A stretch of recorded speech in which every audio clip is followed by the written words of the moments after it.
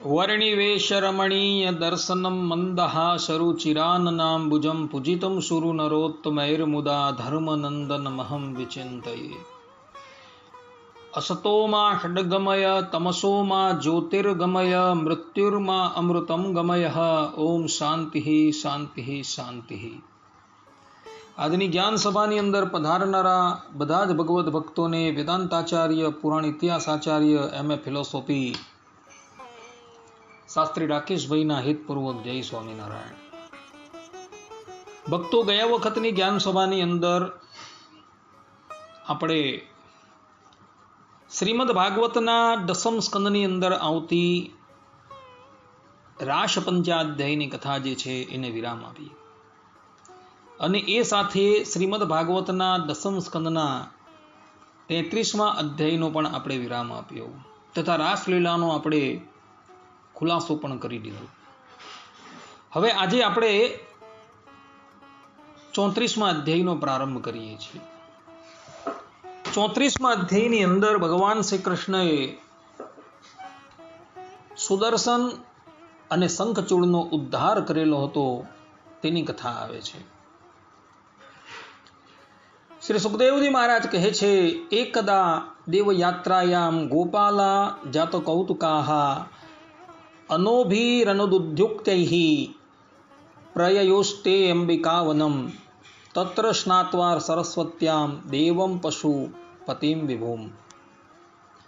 अर्थात के हे परीक्षित, एक वार नंद बाबा वगैरे गोपजनों शिवरात्रिना दिवसे भारे उत्सुकता, कुतूहल અને આનંદયુક્ત થઈ બળદગાડા પર સવાર થઈને અંબિકા વનમાં ગયા। રાજન ત્યાં તે લોકોએ સરસ્વતી નદીમાં સ્નાન કર્યું અને સર્વંતર્યામી પશુપતિ ભગવાન શંકરનું તથા ભગવતી અંબિકા દેવીનું ખૂબ જ ભક્તિપૂર્વક અને વિવિધ સામગ્રીથી પૂજન કર્યું।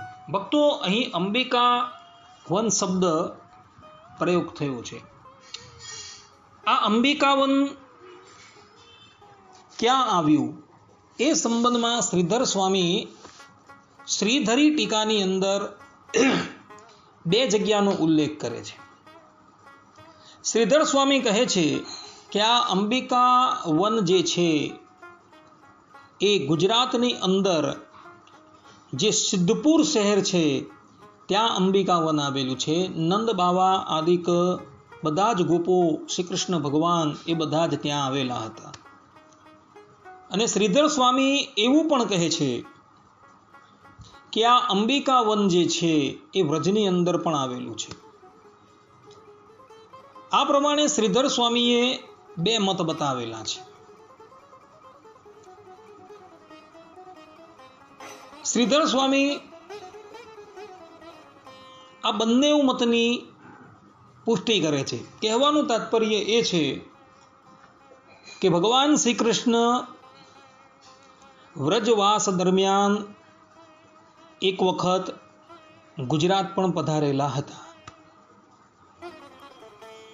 કારણ કે આજે પણ ગુજરાતની અંદર સિદ્ધપુરની પાસે આ અંબિકા વન જે છે એ જોવા મળે છે ભક્તો। એટલે માટે શ્રીધર સ્વામીએ શ્રીધર ટીકાની અંદર આ અંબિકા વનનો ઉલ્લેખ કરતા ગુજરાતની પાસે આવેલા સિદ્ધપુરનો ઉલ્લેખ કરેલો છે, કારણ કે સરસ્વતી નદી જે છે એ ત્યાં પ્રવાહિત થાય છે। અને અહીં સ્પષ્ટ રૂપે લખેલું છે કે નંદ બાવા આદિક ગોપોએ એ સરસ્વતી નદીની અંદર સ્નાન કર્યું અને અંબિકા વનની અંદર ભગવાન શંકર અને માતા અંબિકાનું પૂજન કર્યું। આ પ્રમાણે પૂજન કર્યા બાદ નંદ બાવા આદિક ગોપોએ બ્રાહ્મણોને ઘણું દાન આપ્યું, એમને ભોજન કરાવ્યું અને એ લોકોના આ દાનનો તથા ભોજનનો ઉદ્દેશ્ય એક જ હતો કે ભગવાન આશુતોષ શંકર અમારા પર પ્રસન્ન થાય। તે દિવસે શિવરાત્રિનો દિવસ હોવાથી નંદ બાવા આદિક ગોપોએ ઉપવાસ કરેલો હતો। જુઓ ભક્તો, કેટલાક વૈષ્ણવ મતની અંદર શિવરાત્રિનો ઉપવાસ કરવામાં આવતો નથી, અર્થાત કે મહાશિવરાત્રિને દિવસે ઉપવાસ કરવામાં આવતો નથી, પરંતુ અહીં સ્પષ્ટ રૂપે લખેલું છે કે નંદ બાવા આદિક ગોપોએ એ દિવસે ઉપવાસ કરેલો છે. શ્રીમદ ભાગવતના 10મ સ્કંદના 34મા અધ્યાયના 4th શ્લોકની અંદર તે દિવસે પરમ ભાગ્યશાળી નંદ સુનંદ વગેરે ગોપોએ ઉપવાસ કર્યો હતો. તેથી તે લોકો માત્ર જલપાન કરીને સરસ્વતી નદીના કિનારે સૂઈ ગયા. કહેવાનું તાત્પર્ય એ છે કે નંદરાય ઇત્યાદિકે પણ શિવરાત્રિનું વ્રત કરેલું હતું. તો પછી આ વ્રત કરવાની અંદર કોઈ પણ વૈષ્ણવને સંશય ન હોવો જોઈએ. કારણ કે યદ્યદ આચરતે શ્રેષ્ઠ તત્તત એવ ઇતરે જનઃ. આ પ્રમાણે ભગવાન ગીતાની અંદર પોતે કહે છે. ને એટલે જ માટે ભગવાન સ્વામિનારાયણે શિક્ષાપત્રીની અંદર એકાદશી, જન્માષ્ટમી ઇત્યાદિ વ્રતોની સાથે શિવરાત્રિ વ્રત કરવાની પણ આજ્ઞા આપેલી છે. આ અંબિકા વનની અંદર એક મોટો ભયંકર અજગર રહેતો હતો. એ દિવસે એ અજગર અતિશય ક્ષુધાથી પીડિત થયો હતો અને એ સરકતો સરકતો આ નંદરાયજી આદિક ગોપો સૂતેલા હતા ત્યાં આવે છે. અને એમાં જે નંદરાયજી હતા તેનું એ ભક્ષણ કરે છે. નંદરાયજી જેવા અજગરના મુખની અંદર પ્રવેશે છે ત્યાં જ એ જાગ્રત અવસ્થામાં આવે છે અને પોતાની રક્ષા માટે શ્રી કૃષ્ણ ભગવાનને પુકારે છે.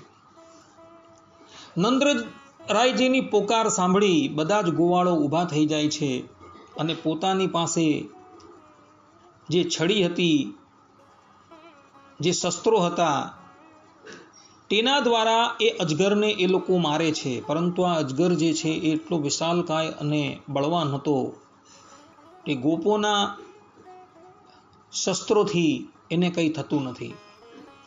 કેટલાક ગોપો હતા એ બળેલા લાકડા જે છે એ લાવીને એ અજગરને મારે છે, છતાં પણ એ અજગર નંદરાયજીને છોડતો નથી.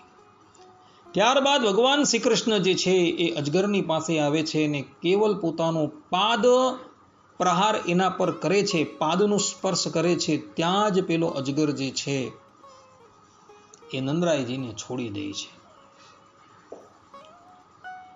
અને પોતાના દેહ ત્યાગ કરીને એ અજગર જે છે એ સર્વાંગ સુંદર એવા વિદ્યાધરના રૂપની અંદર આવી જાય છે. અર્થાત કે દેવતાઈ રૂપમાં આવી જાય છે. દેવતાઈ રૂપમાં આવ્યા બાદ એ ભગવાન શ્રી કૃષ્ણને પ્રણામ કરે છે અને પોતાનો પરિચય આપે છે કે પ્રભુ, મારું નામ સુદર્શન છે અને હું પૂર્વ જન્મની અંદર એક વિદ્યાધર હતો. એક સમયની વાત છે, અંગીરા ગોત્રના કદરૂપા ઋષિઓ મારા જોવામાં આવ્યા અને એ ઋષિઓને જોઈને મારાથી એનો ઉપહાસ થઈ ગયો, કારણ કે મને મારા રૂપનું ઘણું અભિમાન હતું. એટલે એ ઋષિઓ જે છે એ ક્રોધાયમાન થઈ ગયા અને મને શાપ આપતા બોલ્યા કે રે દુષ્ટ, તને કેવલ અમારા આ રૂપને જોઈને જ હસવું આવે છે, માટે જા, અમે તને શાપ આપીએ છીએ કે તું અજગરની યોનિને પ્રાપ્ત કર. આ પ્રમાણે ઋષિઓએ જ્યારે શાપ આપ્યો ત્યારે આ સુદર્શન નામનો વિદ્યાધર જે છે એ ઋષિઓના ચરણમાં પડી જાય છે અને ઋષિઓને કહે છે કે હે ઋષિઓ, મારા અપરાધને આપ ક્ષમા કરો અને મારા પર અનુગ્રહ કરો. ભક્તો, શાપ એ જ વ્યક્તિ આપી શકે છે કે જે વ્યક્તિ અનુગ્રહ કરી શકતો હોય. જે વ્યક્તિ અનુગ્રહ કરવા માટે સક્ષમ નથી તેણે શાપ આપવાનો અધિકાર નથી હોતો. આ વાત ખાસ તમે ધ્યાનમાં રાખજો. દુર્વાસા આદિક મહર્ષિઓ પણ જ્યારે શાપ આપે છે તેની સાથે અનુગ્રહ કરતા જોવા મળે છે. માટે ભક્તો, જીવનની અંદર કોઈને શાપ આપવાની ઈચ્છા થાય તો એના પર અનુગ્રહ કરવાનું સામર્થ્ય તમારી અંદર હોય તો જ એને શાપ આપજો, બાકી તો ન આપતા. ને શાપ આપવાથી મનુષ્યના જે ધર્મ કર્મ જે છે એ ક્ષય થઈ જાય છે. આ ખાસ ધ્યાન રાખજો. નારદજીના પ્રસંગમાં તમને એ વાત હું અગાડી કહી ચૂકેલો છું. નારદજીએ કુબેરના પુત્રોને શાપ આપેલો હતો, પછી એ બદ્રિકા આશ્રમની અંદર જતા રહ્યા હતા. કારણ કે શાપ આપવાથી તપસ્યા જે છે એ ક્ષીણ થઈ ગયેલી હતી, એટલે પુનઃ તપસ્યા કરવા માટે ગયા હતા. આ પ્રમાણે ઋષિઓએ સુદર્શનને શાપ આપ્યો. સુદર્શન ઋષિઓના ચરણમાં પડી જાય છે. ત્યારે દયાળુ ઋષિઓ જે છે એ સુદર્શનને કહે છે કે જે દિવસે ભક્તવત્સલ પરબ્રહ્મ પરમાત્મા શ્રી કૃષ્ણ ધરાતલની ઉપર પ્રગટ થશે અને એનો ચરણ તારા પર પડશે, અર્થાત કે એ પોતાના ચરણથી તારો સ્પર્શ કરશે, એટલે તું અજગરની યોની જે છે તેમાંથી મુક્ત થઈ જશે અને પુનઃ તું તારા મૂળ સ્વરૂપને પ્રાપ્ત કરશે. આ પ્રમાણે ઋષિઓએ આશીર્વાદ આપ્યો હતો અને એને લઈને એ વિદ્યાધર જે છે, જે અજગર બની ગયો હતો, એ પુનઃ પોતાના મૂળ રૂપની અંદર આવી જાય છે. નંદરાય આદિક ગોપો જે છે એ તે પછી અંબિકા વનમાંથી પુનઃ વ્રજની અંદર પધારે છે. એક સમયની વાત છે, ભગવાન શ્રી કૃષ્ણ અને બલરામજી રાત્રિના સમયે ગોપીઓની સાથે વિહાર કરતા હતા. તેવા સમયની અંદર એક શંખચૂડ નામનો અસુર એ સતચંદ્રા નામની ગોપીનું હરણ કરીને એને લઈ જાય છે. ભક્તો, સર્વપ્રથમ આ શંખચૂડ કોણ હતો એ ખાસ જાણવાની જરૂર છે. શંખચૂડની કથા જે છે એ વિભિન્ન પુરાણોની અંદર જોવા મળે છે. અર્થાત કે એના પૂર્વજન્મની કથા જે છે એ વિભિન્ન પુરાણોની અંદર જોવા મળે છે. બ્રહ્મવૈવત પુરાણની અંદર એક પ્રસંગ આવે છે. એક વખત ભગવાન શ્રી કૃષ્ણ જે છે એ પોતાની એક પ્રેયસી તુલસીજીની સાથે નિકુંજમાં એકાકી બિરાજમાન હતા. ભક્તો, આ વાત જે છે એ ગોલોકધામની છે. અને એવા સમયની અંદર રાધાજી ભગવાન શ્રી કૃષ્ણને મળવા માટે પધારે છે. એ સમયે નિકુંજના દ્વારની ઉપર શ્રીદામા નામના એક પાર્ષદને ભગવાને નિયુક્ત કરેલો હતો અને એને કહ્યું હતું કે તારે ભીતર કોઈને આવવા દેવાના નથી.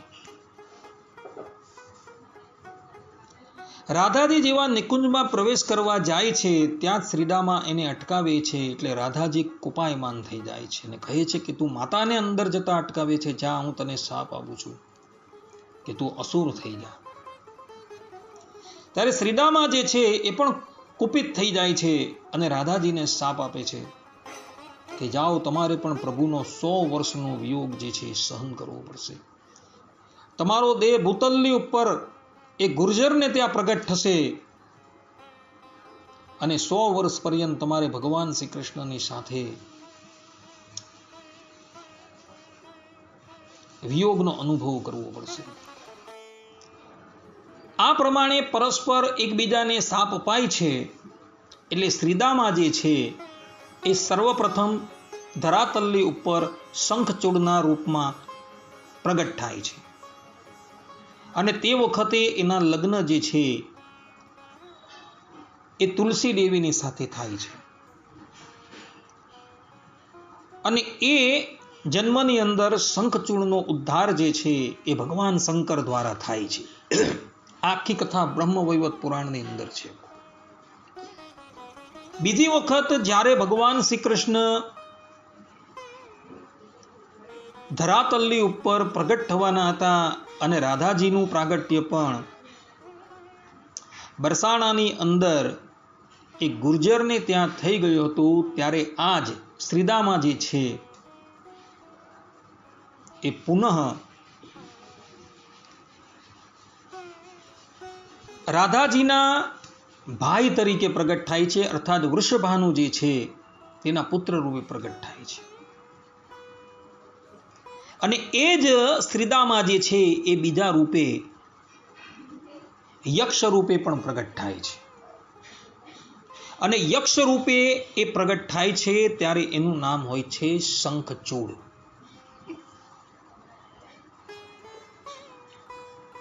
અને એ શંખચૂડ જે છે એ કુબેરનો સેવક હોય છે. એક દિવસની વાત છે, આ શંખચૂડને એવા સમાચાર પ્રાપ્ત થયા કે ભૂતલની ઉપર હાલમાં કંસરાયનો સામનો કરનારો કોઈ યોદ્ધા નથી. એટલે પોતાની ગદા જે છે એને ઉઠાવે છે અને મથુરા આવે છે. તે વખતે મથુરાની અંદર કંસરાય દરબાર ભરીને બેઠેલા હોય છે અને ત્યાં બધાની વચ્ચે જ એ કંસને ચુનૌતી આપે છે. ચુનૌતી આપે છે એટલે કંસ જે છે એને લઈને અખાડામાં આવે છે અને બંને વચ્ચે યુદ્ધનો પ્રારંભ થાય છે. પ્રથમ તો એ લોકો એકબીજાની સાથે ગદા યુદ્ધ કરવા લાગે છે, પરંતુ એ ગદા જે છે એ ભાંગીને ભૂક્કો થઈ જાય છે. ત્યારબાદ એ લોકો એકબીજાની ઉપર પોતાની મુષ્ટિકાથી પ્રહાર કરવા લાગે છે. અને કેટલાય દિવસ પર્યંત એ લોકો આમને આમ યુદ્ધ જે છે કરતા રહે છે. અને એના યુદ્ધથી ત્રિલોકીની અંદર ખળભળાટ મચી જાય છે. ધરા જે છે એ પણ ડગમગાટ થઈ જાય છે.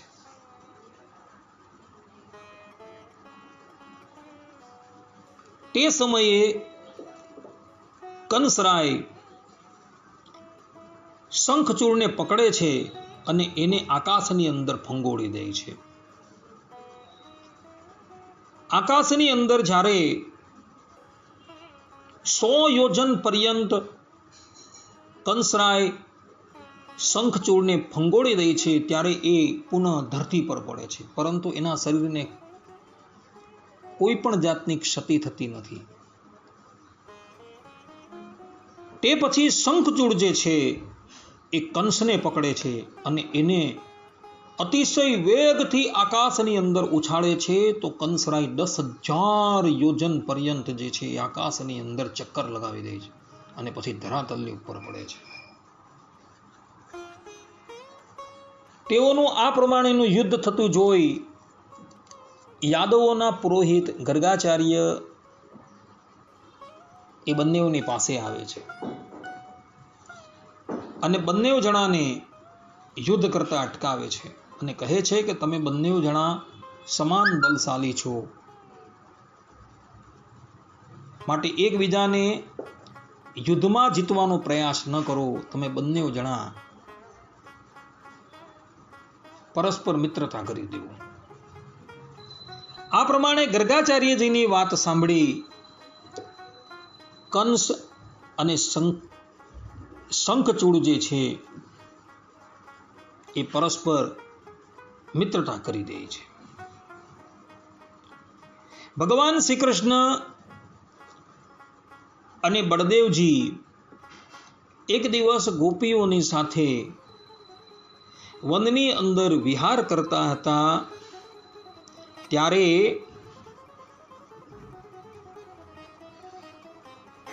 આ શંખચૂડ જે છે એ સતચંદ્ર નામની જે ગોપી જે છે તેનું અપહરણ કરીને એને લઈ જાય છે. ભક્તો, શંખચૂડની ઊંચાઈ જે છે એ 10 તાળ બરાબર હતી. એટલે આ ગોપી જે છે તેને તો એક નાના બાળકની જેમ ઉઠાવીને લઈ જતો હોય છે.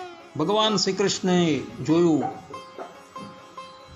કે મને પ્રેમ કરવા વાળી ગોપી જે છે એને આ શંખચૂડ જે છે એ લઈ જાય છે. એટલે ભગવાન શ્રી કૃષ્ણ શંખચૂડની પછાડ દોડે છે.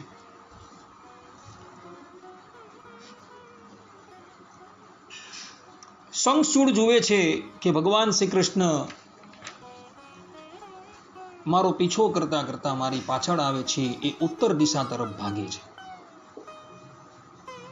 અને ઉત્તર દિશા તરફ ભાગતા ભાગતા એ હિમાલય પર આવે છે. અને હિમાલયની ઉપર એ આ સટચંદ્રા નામની ગોપીને એક બાજુ મૂકી દે છે અને એક તાળનું વૃક્ષ ઉઠાવીને ભગવાન શ્રી કૃષ્ણની સાથે યુદ્ધ પર ચડે છે. ભગવાન શ્રી કૃષ્ણ પણ તે સ્થાનની અંદર ઉગેલું એક વૃક્ષ જે છે એ ઉઠાવે છે અને શંખચૂડની ઉપર હુમલો કરે છે.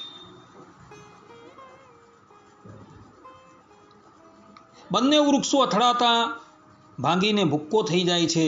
ત્યારબાદ શંખચૂડ અને ભગવાન શ્રી કૃષ્ણ જે છે એ એકબીજા પર મુષ્ટિકાથી પ્રહાર કરવા લાગે છે.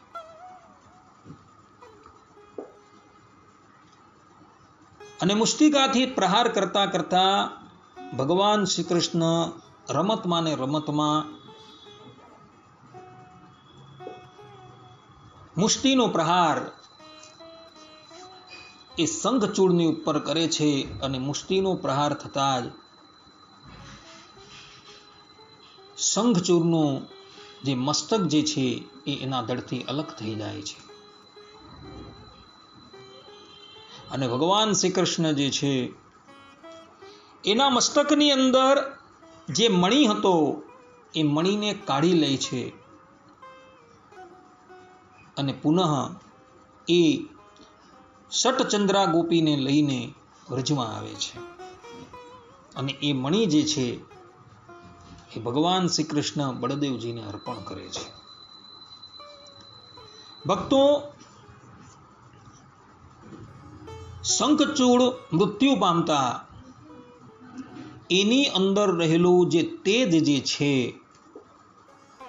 એ શ્રી કૃષ્ણ ભગવાનના સખા અને રાધાજીના જે ભાઈ શ્રીદામાની અંદર વિલીન થઈ જાય છે. આ વાત ભક્તો ગર્ગ સંહિતાની અંદર વૃંદાવન ખંડ અધ્યાય 23 ની અંદર લખેલી છે. આ શંખચૂડનું આખું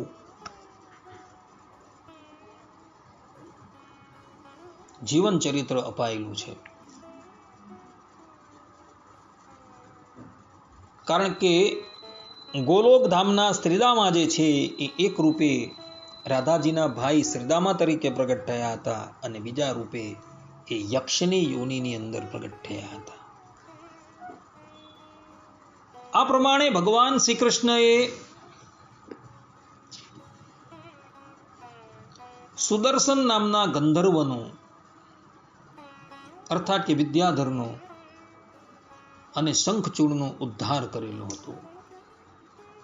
અને શંખચૂડના મસ્તકની અંદર જે મણિ હતી એ મણિ કાઢીને ભગવાન શ્રી કૃષ્ણ લઈ આવેલા હતા અને એ મણિ જે છે એ એમણે બળદેવજીને અર્પણ કરેલી હતી.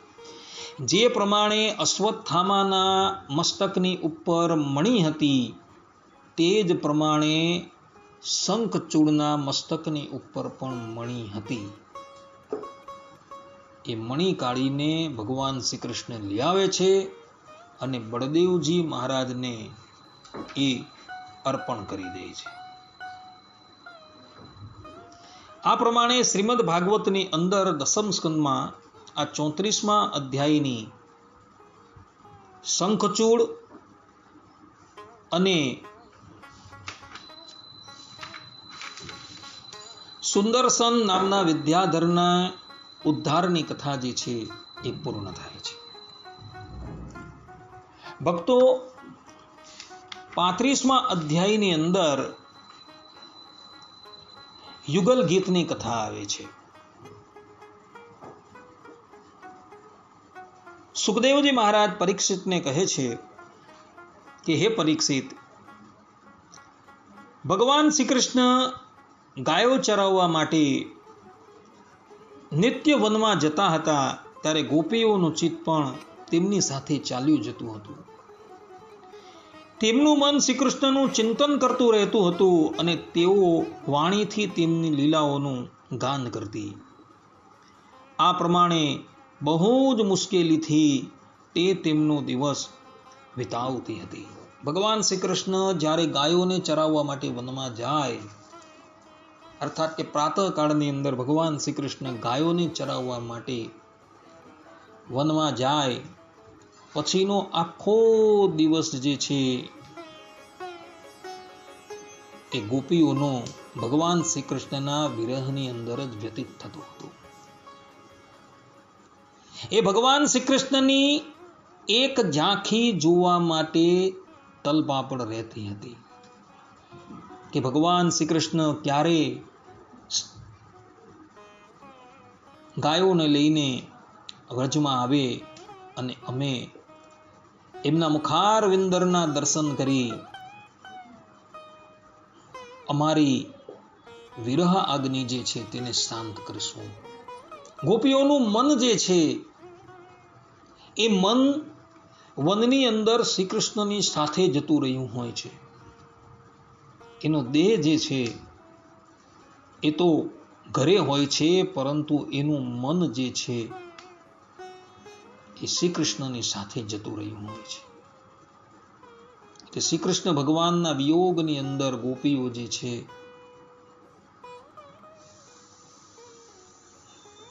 એ એટલી બધી આકુળ વ્યાકુળ થઈ જતી હતી કે તેને ભગવાનના વિયોગ વગર એક ક્ષણ જે છે એ પણ કોટી કોટી કલ્પના જેવી થઈ જતી હતી. આ પ્રમાણેનો ગોપીઓનો પ્રેમ ભગવાન શ્રી કૃષ્ણ વિશે હતો. ભગવાન શ્રી કૃષ્ણ વ્રજમાં થી ગાયો ચરાવવા માટે વનમાં જાય છે ત્યારે ગોપીઓ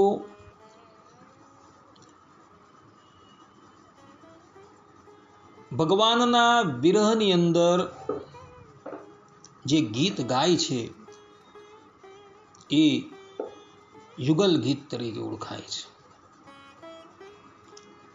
35મા અધ્યાયની અંદર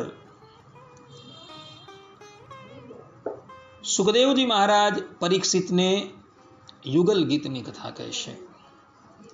ભક્તો, શ્રીમદ ભાગવતની અંદર ઘણા ગીતો જોવા મળે છે.